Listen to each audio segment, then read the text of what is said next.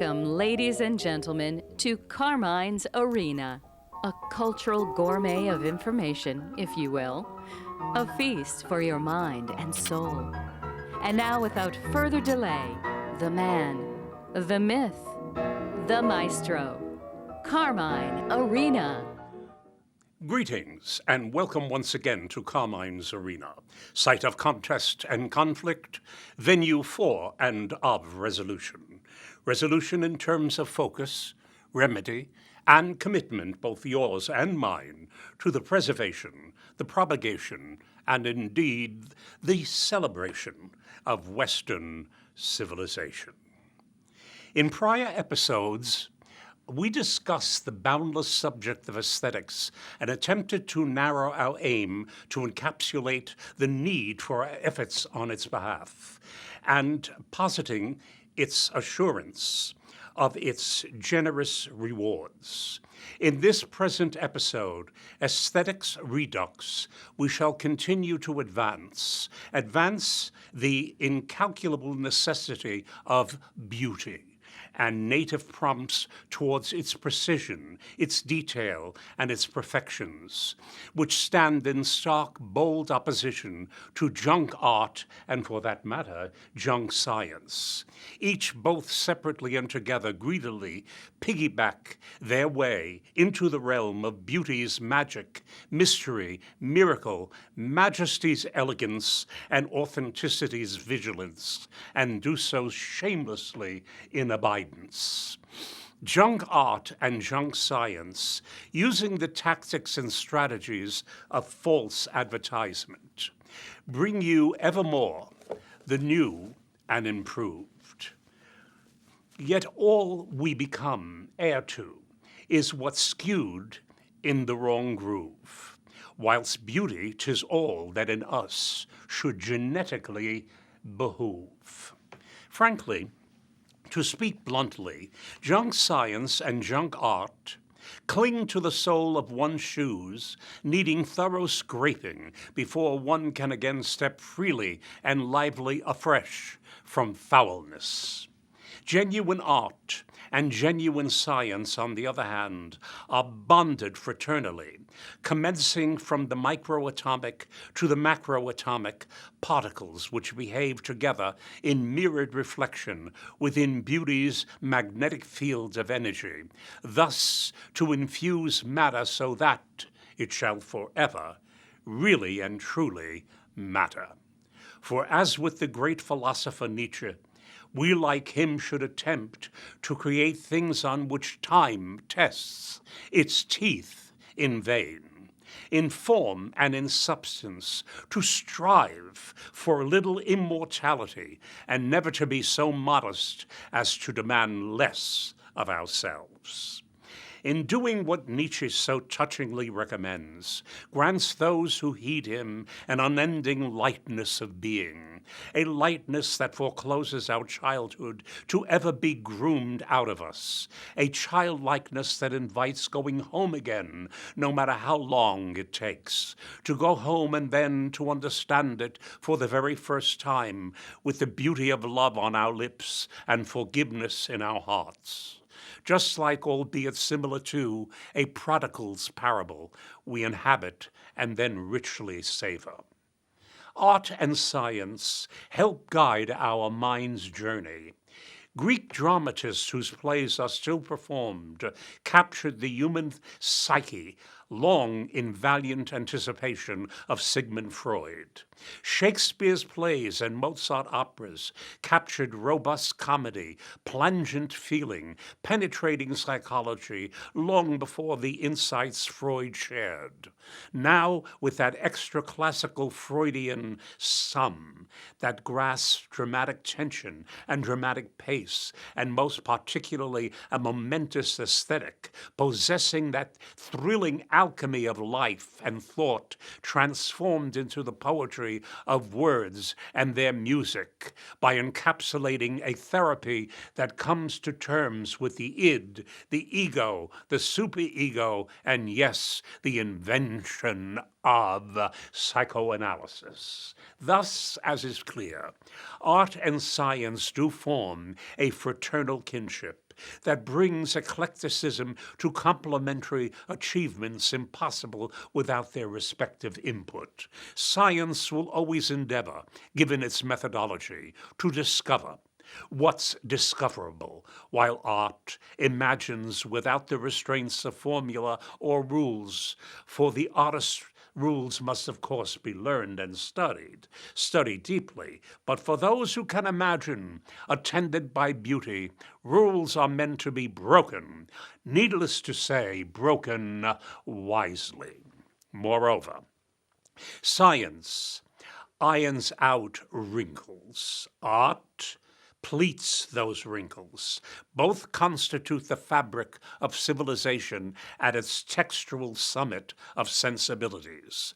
For all worthy of the appellation human being, each must endure the agony of learning to earn the ecstasy of knowledge. Knowledge, that prudence of the god-eyed who stand tall.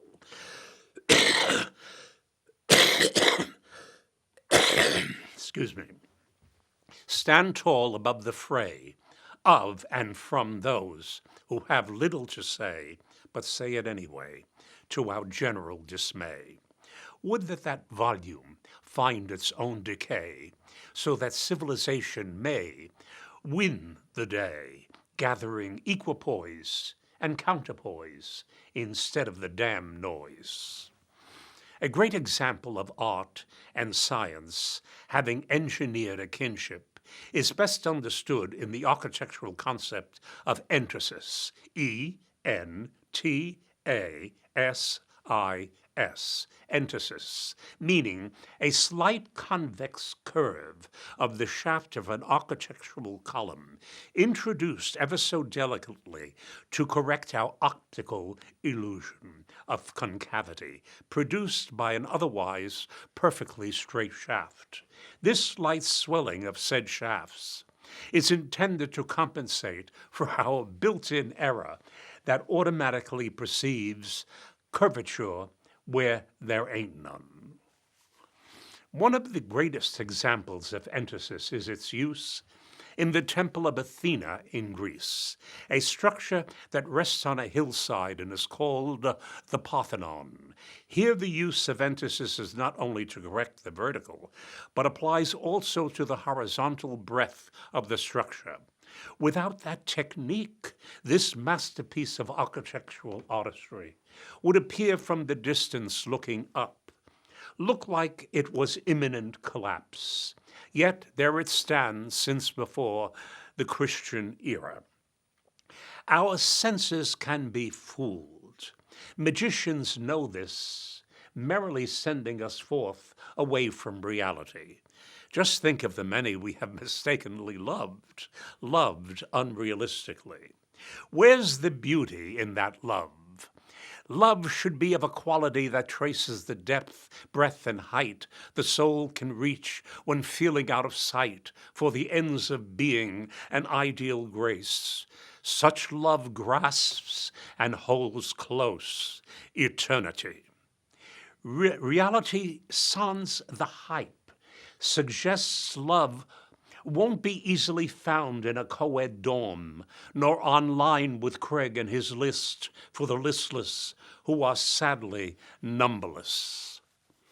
Hence, though I repeat myself, art and science engineer a kinship which gives all of us the charity of knowledge and wisdom.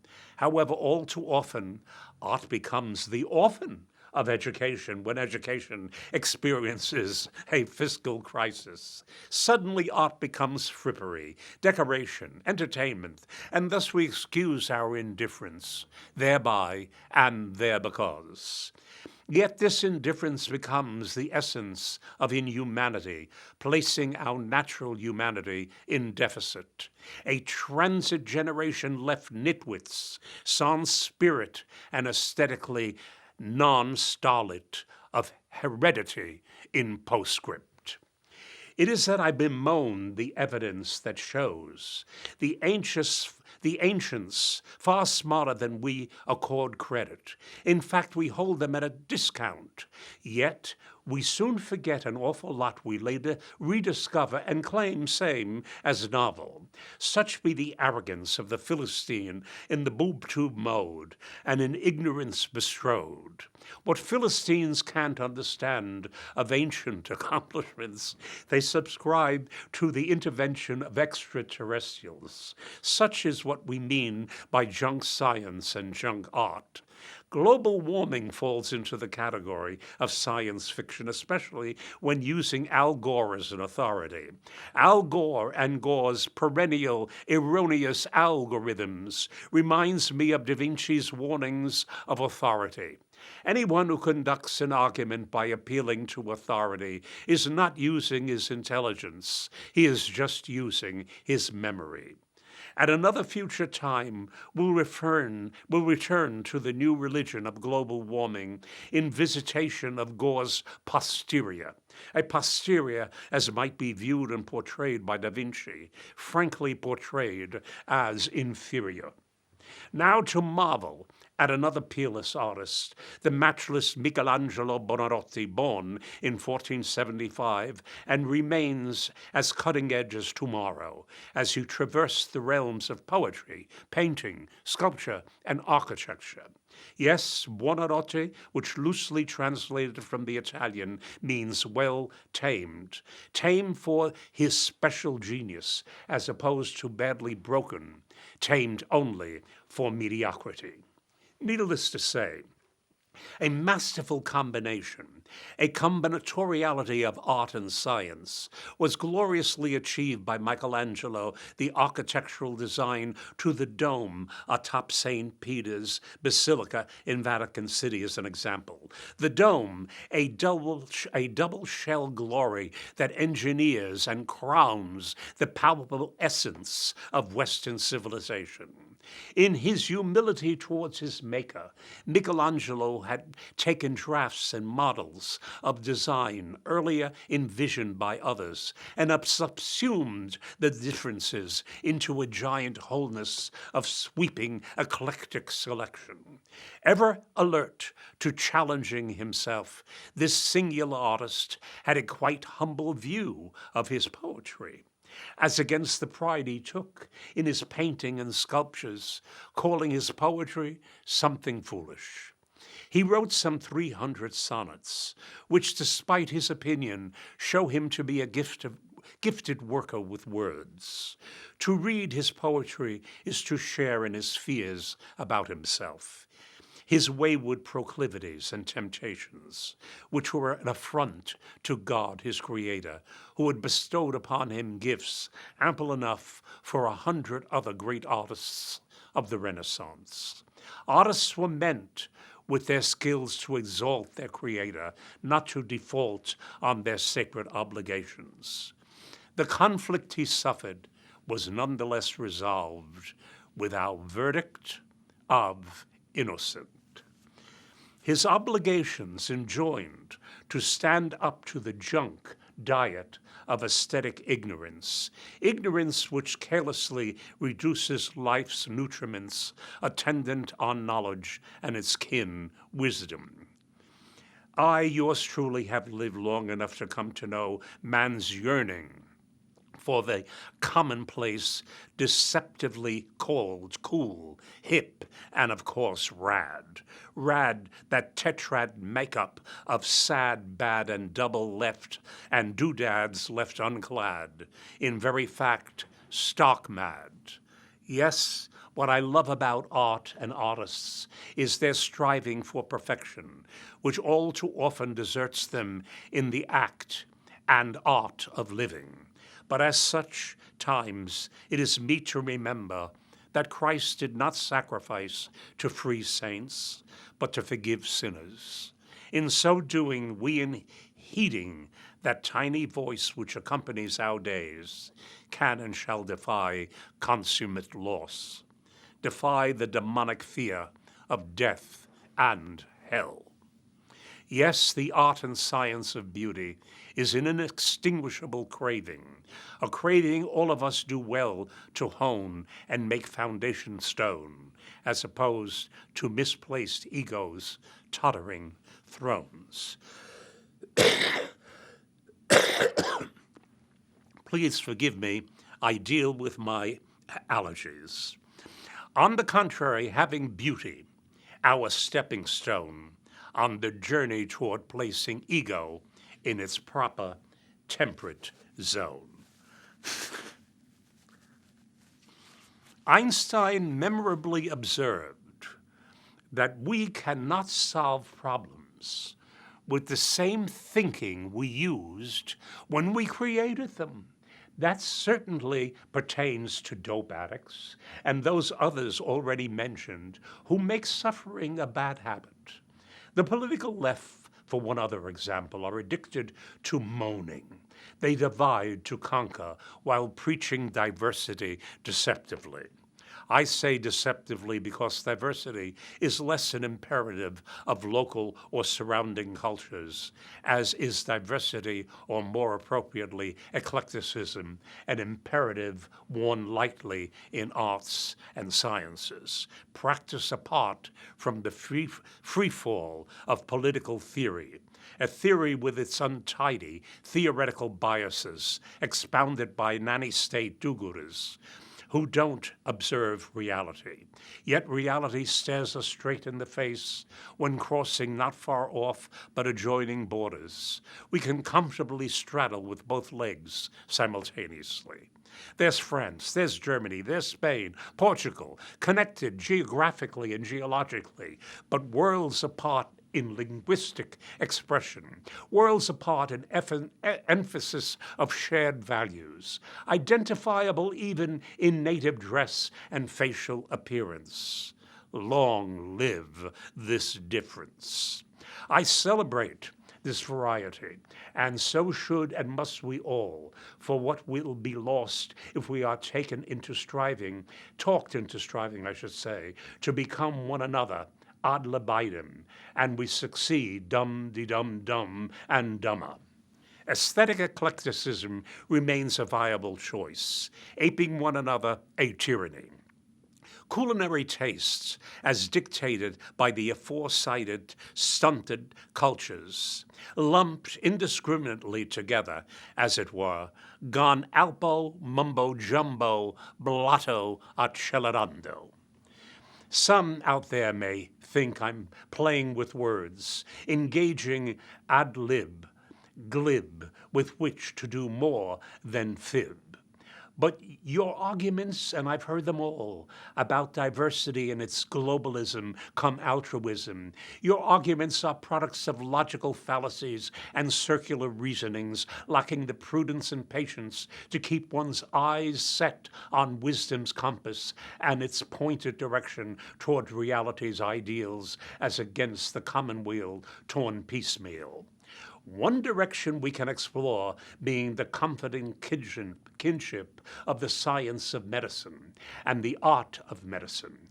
The doctor who has mastered the science and practices the science with art immediately begins to espy and appreciate the difference in patients, even those suffering like disabilities.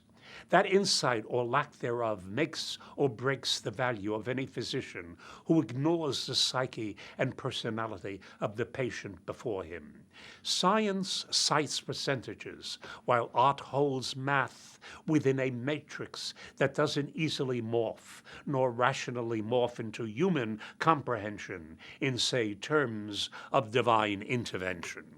Many patients in deep coma, lengthy and hopeless, unexpectedly awaken to a continuance of viable life. Cancer patients, riddled with the disease, suddenly are found to bear not a trace of that former forlorn condition.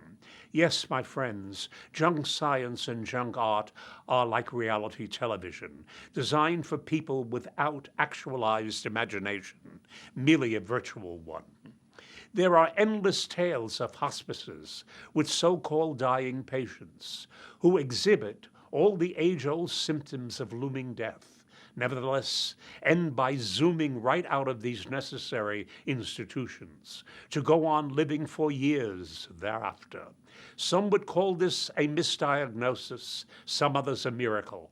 I favor miracle, for I've experienced the fine arts of dancing, poetry, painting, sculpture, architecture, and photography, and have thus witnessed the reality of miracles for which no skill but only genius could account. And what is genius but that divine spark that lights the darkness of ignorance and arrogance, the dark of despair and stubborn doubt?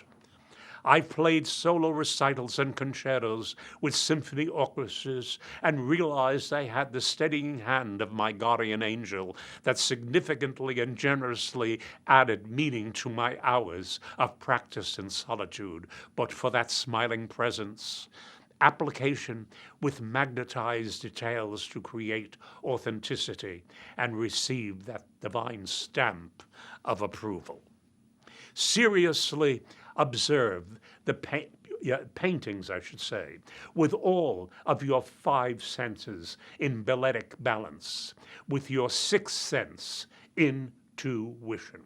Do so in concentrated solitude, and at last you'll never be lonely, nor a willing victim, but a vital presence to others, even those who've yet not got the hang of it, pun intended. When looking at sculpture, observe with heightened care how the artist uses negative space, which is no longer empty, but whose symmetry lends unimpeachable expression, along with the work's post-positive solidity.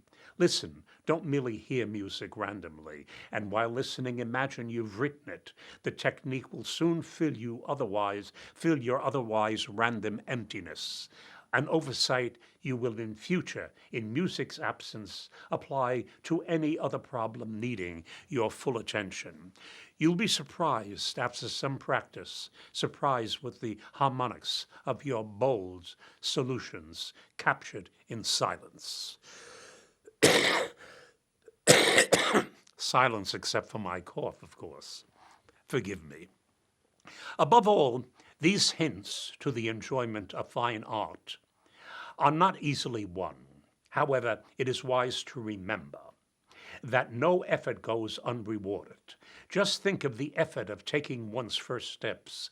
Even as a toddler, one recognized no failure, for even though fearful and bruised, one got up again and again until not long after one was running, not only walking, but running swiftly, ever expectant. You see, no effort will go unrewarded. Our scars make up our morning star. Let's take another example. Let us think about the resistance to failure of that Egyptian obelisk of red granite 41 meters up to the Christian cross on top.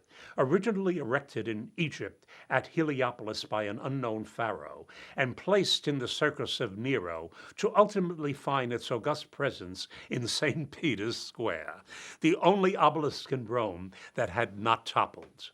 St. Peter is said to have suffered crucifixion back in Nero's era in the shadow of said obelisk.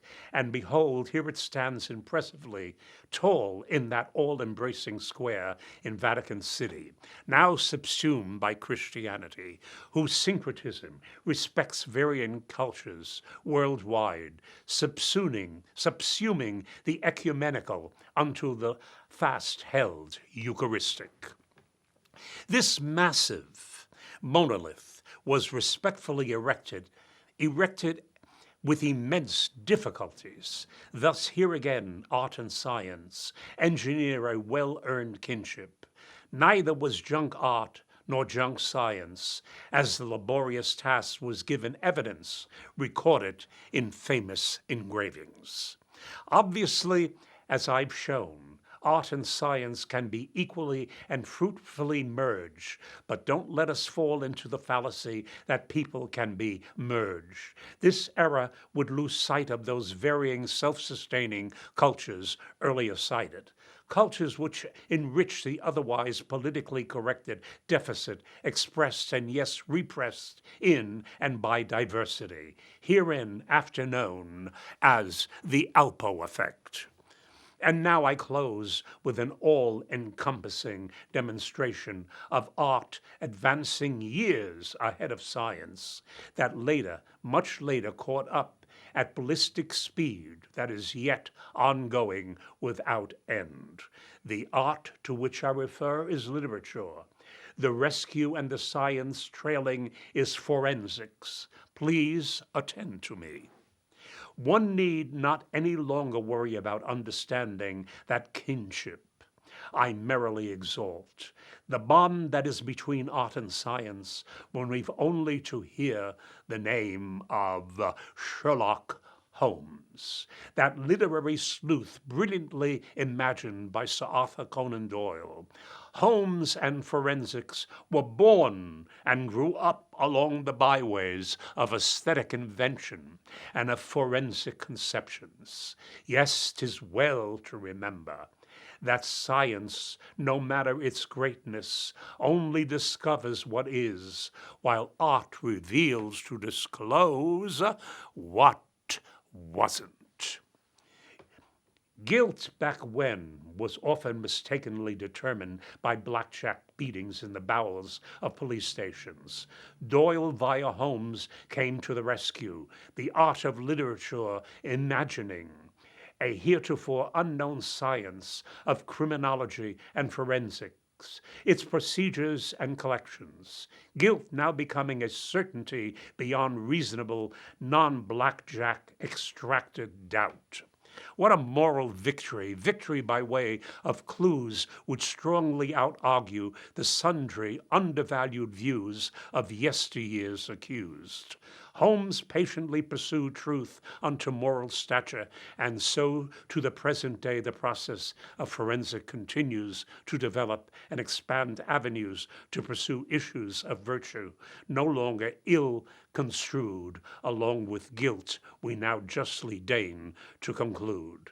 Dr. Doyle, a man of medicine, gave literature his proper dose of adrenaline and created the character Sherlock Holmes, who's gone on to achieve independent stardom, a sleuth who had the wisdom to expose guilt, to make sane an envenomed symptom, and did it all to avoid boredom, aided by his memoralist and loyal companion, Dr. John Watson. And there we have aesthetics redux for the uncommonly awestruck.